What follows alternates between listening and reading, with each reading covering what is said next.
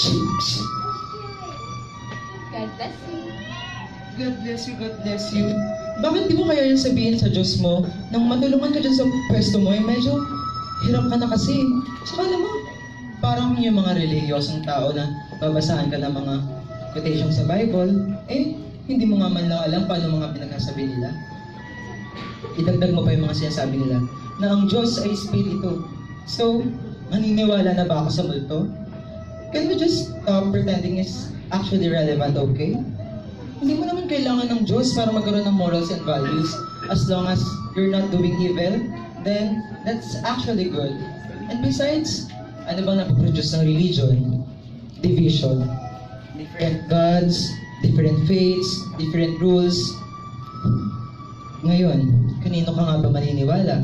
Sinong Diyos nga ba talaga ang magliligtas sa'yo? Sa mundong ito, walang lubusang masama. There's always the other side of the story. Palagi may good at bad side. Sa ilang taon ko nang nakatungtong dito, nasaksihan ko na ang pagbabago ng mundo. Look at these people. Ganun pa rin sila. Pare-parehas pa rin silang miserable.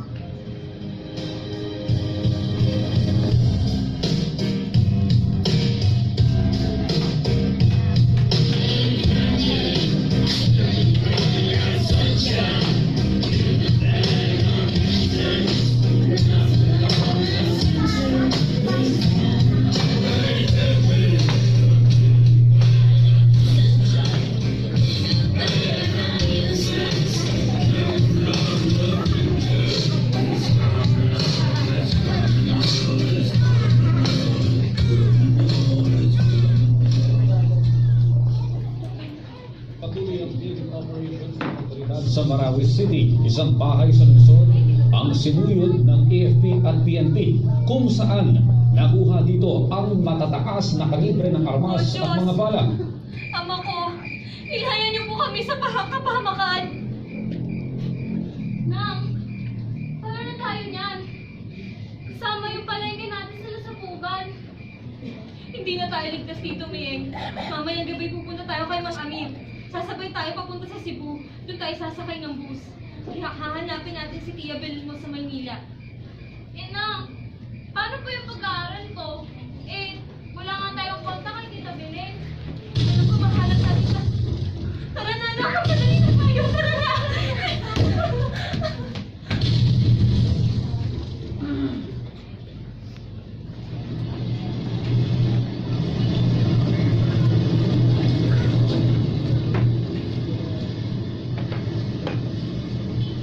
Wow! Ang ganda naman dito sa Maynila, Nay. Kay laki. Parang katulad dun sa atin, maraming tiyangge. Paano natin hahanapin si Tia Belen niya? Oo nga, anak. Pero alam ko, mahanap natin siya. Biyeng? Nay? Ikaw na munang bahala sa kapatid mo, ha? Maghahanap muna si Nanay ng trabaho. Kapag nakahanap ako, magkakaroon tayo ng bahay na matutuluyan. At hindi namin magkakaroon ng lagnat ang kapatid mo. Pasensya na kayo mga anak. Hindi ko kayo mabibigyan ng maayos na buhay. Nagkaroon pa ng krisis sa probinsya natin. O siya na, mauna na ako ha. Sige.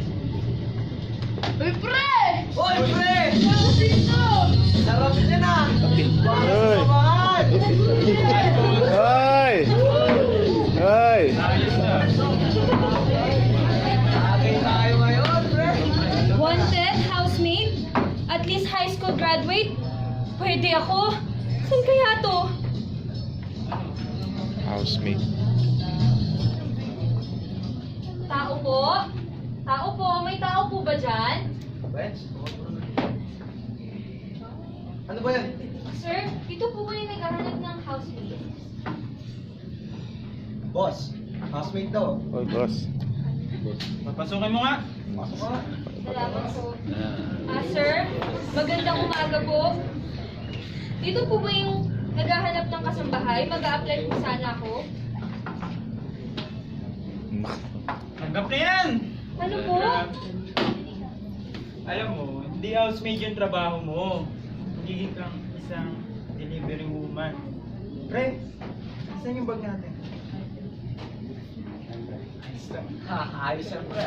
Kada magagawa mong transaksyon, 1,000 piso. Doon, dadali mo sa may kanto. Sige po, sir. Pera na naman, boss. Super, Ayos, pre. Sigahan. Tao po? May tao po ba dyan? Sir, andito na po yung delivery nyo.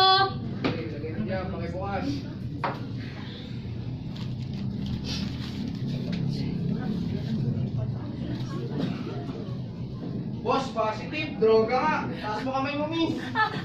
Sir! Sir, hindi ko po alam yan! Wala pong alam dyan, sir! Maniwala po kasi... Maniwala po kayo, sir! Hindi po sa akin yan, sir!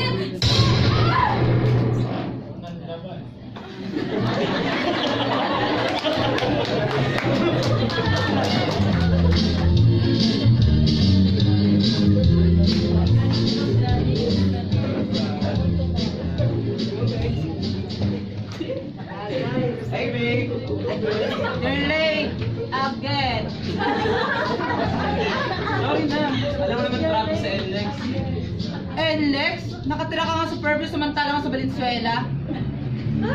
I brought you flowers from Dangwa. Uy na, alam mo traffic sa LX eh. Sorry na, please, babe. Okay. Natanggapin ko lahat ng result. By the way, here's my gift.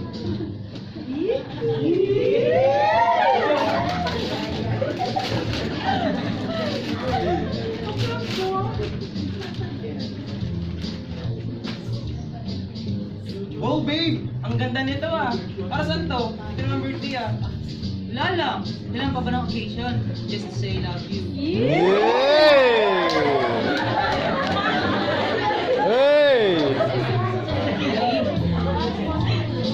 Oh, may gawin nila na. Oh, bakit? Please babe, just tell me, do you love me? Kasi alam mo naman, may trust issue ako. Oo nga pala, birthday pa ni Papa nung nakaraang araw. Pero alam mo naman eh, wala naman ang paki doon kasi pinilit niya pa yung mistress niya kaysa sa amin. So yun, kahit ganun si Papa, hinahal ko pa rin siya. Kaso, nangarap ko pa rin yung pagmamahal o pag-aaruga ng isang ama sa akin. So, nahanap ko sa'yo. So, hey, mahal mo ba ako?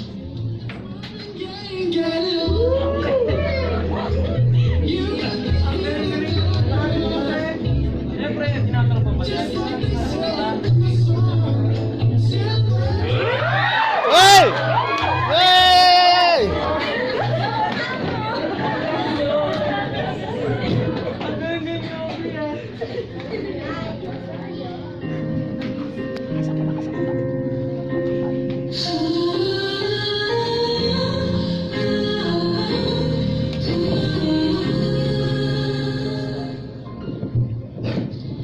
Atras na pante, di ko maintindihan. Minsan kampante, bigla na lang nawiwindang. Paulit-ulit lang buong maghapon. Parang nang nagkakahon, parang nagtapon. Ubus na ng panahon.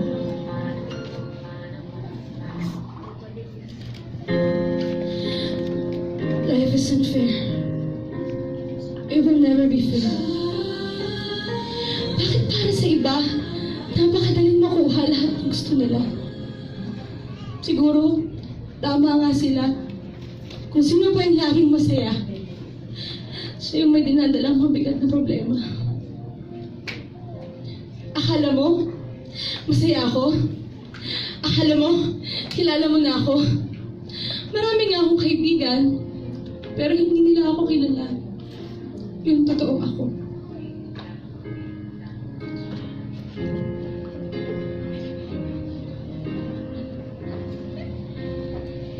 Ginawa ko naman lahat, di ba? Sige! Tawagin mo akong peke. Pero masisisi mo ba ako? Kasi tanggap ka lang nila kapag may ginawa kang maganda. Ginawa ko naman lahat para tanggapin nila. Pero kailangan lang nila ako kapag may nagawa akong maganda. Kailangan lang nila ako pag kailangan nila ng mapagtatawanan. O kailangan nila ng magpapatawa. Ikaw! Ikaw! Kilala mo ba ako? Ano bang alam mo tungkol sa akin? Maski sarili ko, hindi ko nakilala. May mas lalala pa ba sa hindi mo kayang tanggapin kung sino ka? Bakit ganun? Lahat naman ng paraan ginawa ko para maging masaya. Yung totoong masaya. Pero kahit ganun, hindi pa rin. Malungkot, masakit, nag-iisa. Pag bumabalik ako sa kwarto nito, ramdam ko mag-isa lang ako. Ramdam ko yung sakit, ramdam ko yung pait. Hindi ko maintindihan. Ano bang solusyon? Ano bang dapat kong gawin?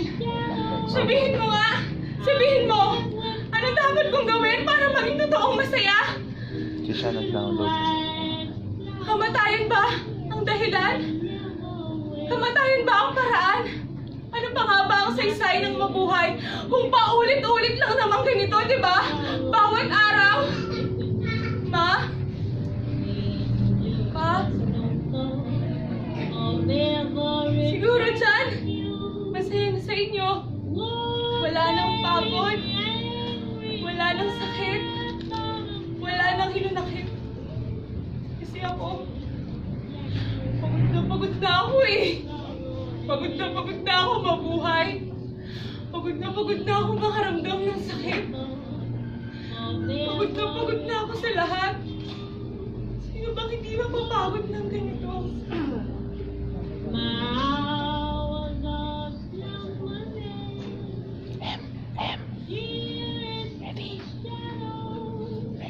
Aaminin ko, natatakot ako.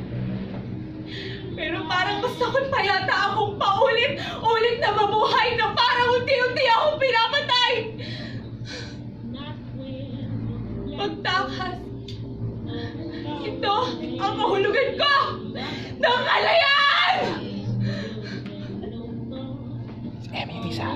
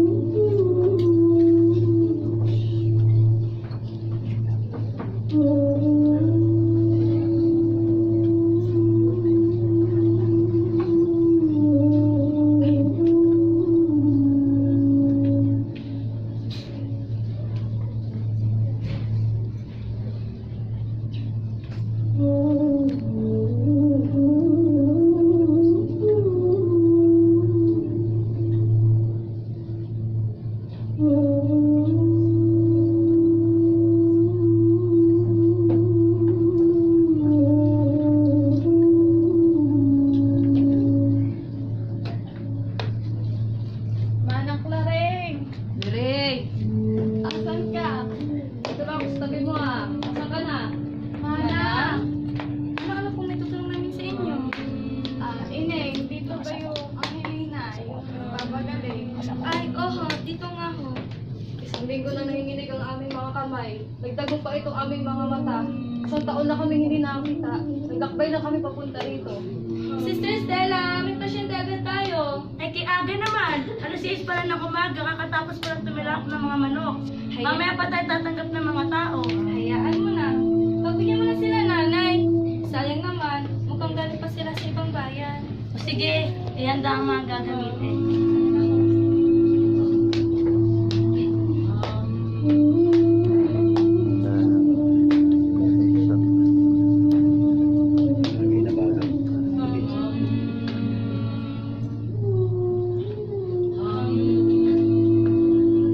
Sa totoo lang po, 7 taon na pa akong dinudugo.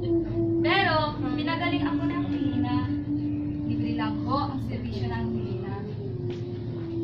Konting donasyon lang po,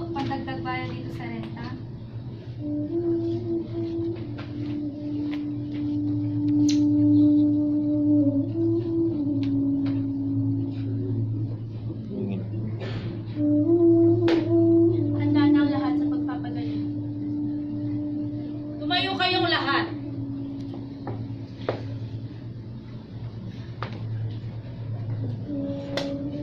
Magdasal tayo.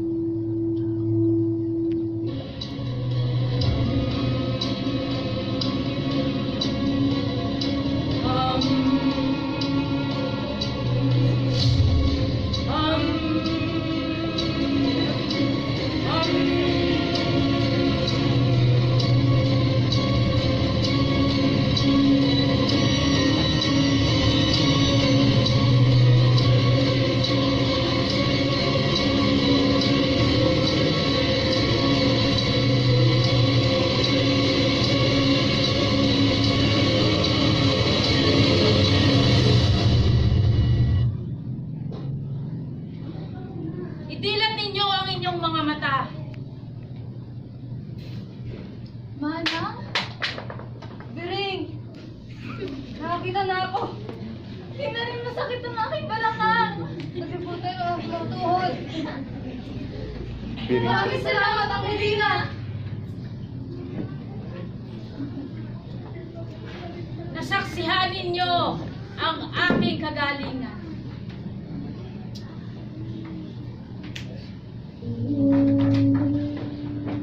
Tugo ang bumubuhay sa akin. Hanggat may naniniwala, tuloy ang kagalingang aking hatid. Kayo'y manampalataya! Sa pamamagitan ng laman, kayo'y lumaya. Ako ang tanging daan patungo sa paraiso. Amazing grace, how sweet the sound.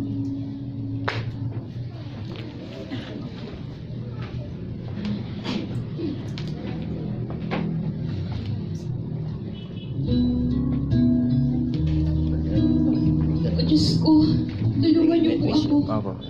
Sila po ay nawawala. Tanong kami yan. Ipahayag niyo po ang iyong pag-ibig. Pag-ibig na dapat nilang matamo. God's not dead. He is true. Hindi niya tayo iniwan. Sa sobrang pag-ibig ng Diyos sa mundo, binigay niya ang kanyang bugtong na anak sa sanlibutan. Para sa atin, para iligtas tayo. Oh, come on. Story of Jesus. God was mad at mankind, so he decided to torture and kill his son. God is a weirdo, not me. Sinakripisyo ng Diyos ang kanyang anak para putulin ang kamatayan mula sa buhay ni Jesus. Hindi para ihayag ang kanyang galit, kundi para sa kagalingan. Ito'y para pag-isahin tayo sa kanyang pag-ibig. Okay then, if God is all-powerful God, why don't He just stop disasters? And if God is all-knowing God, why don't He just stop people from making evil?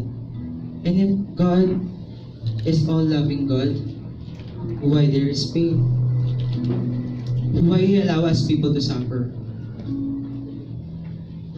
My mom was a devoted Christian. She prayed at night. She read the Bible. But one day, she was diagnosed with a cancer. Cancer on the ovary, stage 3. She was praying so much kasi I was just 8 years old that time. At wala mag-aalaga sa akin. May iwan ako mag-isa. Pero anong nangyari? Anong ginawa ng Diyos? Hinayaan niyang maiwan ng isang batang walang muwang. Her beliefs are like disease. It just ruined the society. Makes you believe for something that isn't real. You were just giving us a false hope. Well, regardless of what you believe, you're loved and welcome here. We're to love our neighbors ourselves and your neighbor. Gusto ng Diyos na manampalataya tayo. It doesn't take away the pain. It just takes away the hope. Minsan, pinapayagan ng Diyos sa mga pagsubok para mas tumatag tayo. Remember, tahimik ang guro kapag may pagsusulit. Nariyan ang Diyos kapag nahihirapan tayo. Nais lang yan tayo dumulog sa Kanya. hindi totoong walang habag ang Diyos. Tama na ang seldang nagkukulong sa inyo. Tama na ang rehas na nagpapalungkot sa inyo. There is power in the name of Jesus. Siya ang tanging daan para sa kaligtasan mo. Ang katotohanan, siya ang buhay. Pag-ibig na magbibigay ng kapahingahan. Pag-ibig na namatay para sa inyo. Tayo tinawag upang maging asin at ilaw, upang ihayag ang magandang balita, ang katahimikan, ang kaaway ng katotohanan. Let's make Jesus known.